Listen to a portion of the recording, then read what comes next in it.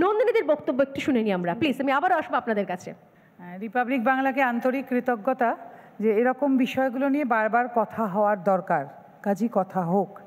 শবনমদি বললেন গণ অভ্যুত্থান নাকি উন্নয়ন না হলে হয়। আমি ওনাকে একটু শুধরে দেব, গণ অভ্যুত্থান একজন শাসকের বিরুদ্ধে, অন্যায়ের বিরুদ্ধেই হতে পারে, দেশের মধ্যেও হতে পারে, একটি অঞ্চলের মধ্যেও হতে পারে। কেমন? আমি ছোট ছোট করে যাব। আন্তরিকভাবে কৃতজ্ঞ আবার স্বর্ণালীর কাছে যে ওই প্রশ্নটা তুলে দিল যে নিশ্চয়ই নারীর অধিকার বিঘ্নিত হয়েছে, কিন্তু আমাদের মনে রাখতে হবে পুরুষের অধিকারও বিঘ্নিত হয়েছে। যখন তাদের কথায় কথায় বলা হয় কোদালের বাট দিয়ে মারা হবে, যখন তাদের জমি কেড়ে নেওয়া হয়, যখন তাদের তোলা দিতে বাধ্য করা হয়, যখন তাদের সেই দোকানের জন্য টাকা চাওয়া হয় যেটাতে প্রত্যেক দিনের আয় 200 টাকা কিন্তু দিতে হয় 500 টাকা, যখন তাদের মা বোন স্ত্রীকে প্রত্যেক দিন সন্ধেবেলা বা রাত্রিবেলা পাঠিয়ে দেওয়ার কথা বলা হয়, তখন পুরুষের অধিকারও বিঘ্নিত হয়। অর্থাৎ সর্বোপরি মানবাধিকার বিঘ্নিত হয়, মানুষের বেঁচে থাকার অধিকার বিঘ্নিত হয়। সেই জন্য আমার মতন পুরুষ অধিকার কর্মীকে, হার্ডকোর পুরুষ অধিকার কর্মীকে আজকে নারীর অধিকার এবং পুরুষের অধিকার, সর্বোপরি মানবাধিকার লঙ্ঘন করার কথা নিয়ে চ্যানেলে চ্যানেলে ঘুরে কথা বলতে হয়। কেমন? আর যেখানে আপনারা বারবার বলছেন না, আমি একটু বলতে চাই যে অন্য দলের নেতারা কি করছিলেন, যেখানে একটি প্রখ্যাত চ্যানেলের সাংবাদিক গিয়ে রেহাই পান না, সেখানে আপনারা আশা করেন কি করে কোনো বিরোধী দলের নেতা কথা বললে তাকে ছেড়ে দেওয়া হবে? আবার কেউ দয়া করে ভেবে নেবেন না আমি কোনো বিরোধী দলের হয়ে কথা বলছি, বারবার বলছি আমি একজন সমাজকর্মী হিসেবে কথা বলতে চাই। কেমন?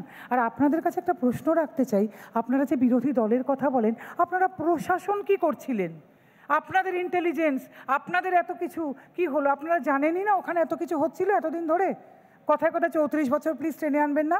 আমি ধরে নিলাম 34 বছরে কিচ্ছু হয়নি, তারপরে এতগুলো বছর আপনাদের প্রশাসন কি করছিল? ঠুটো জগন্নাথ। তাহলে আপনাদের এই রাজ্য চালাবারই অধিকার নেই মশাই? আপনারা জানেনই না আপনাদের রাজ্যের মধ্যে একটা জায়গায় কি হয়, তাহলে আপনারা কোন অধিকারে কথা বলতে আসেন? তাহলে তো এরকম সন্দেশখালী রাজ্যে রাজ্যে সব জায়গায় আছে, রাজ্যের সব জায়গা জুড়ে কালকে হতে পারে, আজকে সন্দেশখালী, কালকে অমুক, কালকে পরশু তরশু, দেখুন কত সন্দেশখালী বেরিয়ে আসে। আপনারা কেন বারবার এগুলো বলেন? আর কিছু হলেই আমি দেখি আপনারা উন্নাও, আপনারা হাতরাস, আপনারা এগুলো বলেন। আরে মশাই, অন্যের ছেলে চোর হলে কি আপনার নিজের ছেলে চোর এটা জাস্টিফাই হয়? বারবার বলুন তো একটা কথা। সবকিছু ভাবার সময় এসেছে, ভাবুন ভাবুন, ভাবা প্র্যাকটিস করুন, আমি শেষের সেদিন ভয়ঙ্কর। একদম সময় নষ্ট না করে অনিন্দ্যতাকে ডেকে নেব পোডিয়ামে, কারণ যেহেতু একদম শেষ ল্যাপে চলে এসেছে আমরা। অনিন্দ্য সিনহা রয়।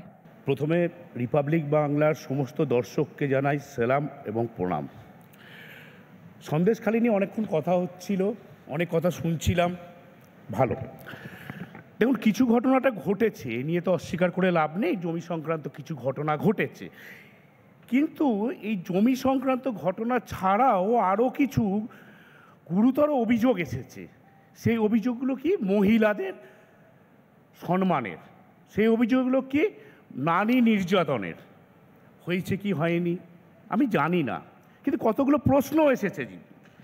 সন্দেশখালী দুটো ব্লকে 54টা গ্রাম আছে। এই 54টা গ্রামের মধ্যে 2-3টে গ্রামে এই ঘটনা ঘটেছে বলে অভিযোগ। সন্দেশখালীতে সিপিএমের এক্স এমএলএ নিরাপদ সর্দার নিরাপদভাবেই ওখানে সংগঠনে কাজ চালাচ্ছিলেন এবং চালাচ্ছেন।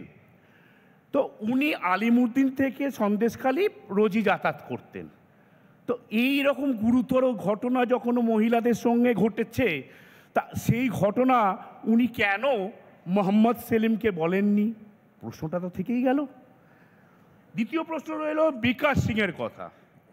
উনিও বিজেপির এত বড় সংগঠন ওখানে চালাচ্ছেন, উনিও এই গুরুতর অভিযোগ, মহিলাদের সঙ্গে যে নোংরামি করা হচ্ছে বলে অভিযোগ পাওয়া যাচ্ছে, সেই অভিযোগের কথা কেন উনি শুভেন্দু অধিকারীকে বলেননি? যে শুভেন্দু অধিকারী, আপনারা 12 বছর 11 বছরের কথা বলছিলেন, শুভেন্দু অধিকারী সেই সময় তৃণমূলে ছিলেন এবং সন্দেশখালী চার্জে ছিলেন, এবং উনি শেখ শাহজাহান, যার কথা শোনা যাচ্ছে, তার সঙ্গে বহু ফটো পাওয়া গেছে।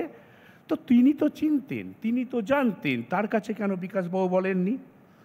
এখনকার দিনে অনেকের কাছে, কারণ সবারই কাছে প্রায় অ্যান্ড্রয়েড ফোন আছে, যেখানে একটি ক্যামেরা আছে এবং ভয়েস রেকর্ডিং করা যায়। আমরা দেখেছিলাম মণিপুরে একটা জাতি দাঙ্গাকে কেন্দ্র করে বহু ভিডিও এবং অডিও আমাদের সামনে এসেছিল এই ফোনগুলোর মাধ্যমে। একটা ভিডিও বা অডিও কেন আমরা পেলাম না যেটা মহিলাদের অসম্মান করা হচ্ছে বা নারী নির্যাতন করা হচ্ছে জানতে পারলাম না।